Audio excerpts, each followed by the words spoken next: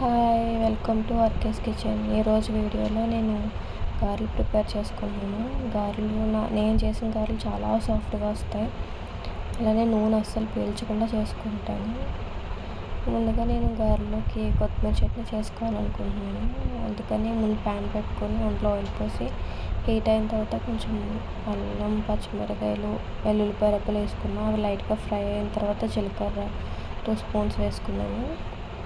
అది కూడా కొంచెం లైట్గా ఫ్రై అయిన తర్వాత కొత్తిమీర వేసుకున్నాను. కొత్తిమీర మనకి ఫ్రై అవ్వాల్సిన అవసరం లేదు, జస్ట్ మగ్గితే సరిపోతుంది. కొత్తిమీర ఫ్రై అయితే మళ్ళీ చట్నీ టేస్ట్ మారిపోతుంది. కొంచెం అందులో నీరు ఇంకిపోతే సరిపోతుంది. అలా మగ్గిన తర్వాత నీరంతా ఇంకిపోయిన తర్వాత మనం కొంచెం లైట్గా చింతపండు వేసుకొని 1/2 మినిట్ వేపుకొని పక్కన పెట్టేసుకోవాలి, చల్లారిపోద్ది. ఈలోపు నేను రాత్రి నానబెట్టుకున్న మినపప్పుని మిక్సీలో గ్రైండ్ చేసుకున్నాను. నేను గ్రైండర్లో కాదు, మిక్సీలో గ్రైండ్ చేసుకొని అందులో సాల్ట్, జీలకర్ర వేసుకున్నాను. దాని తర్వాత ఉల్లిపాయలు, పచ్చిమిర్చి, అల్లం, కొత్తిమీర సన్నగా తరుముకొని నేను అంత పిండిలో వేసుకుని బాగా మిక్స్ చేసుకున్నాను. మనం ఎంత బాగా మిక్స్ చేసుకుంటే అంత బాగా వస్తాయి గారెలు. ఉప్పు అది కరిగేటట్టుగా కలుపుకోవాలి. మొత్తం ఇలా కలుపుకొని మొత్తం ఒక 5 మినిట్స్ అన్న బాగా కలుపుకొని పక్కన పెట్టేసుకోవాలి.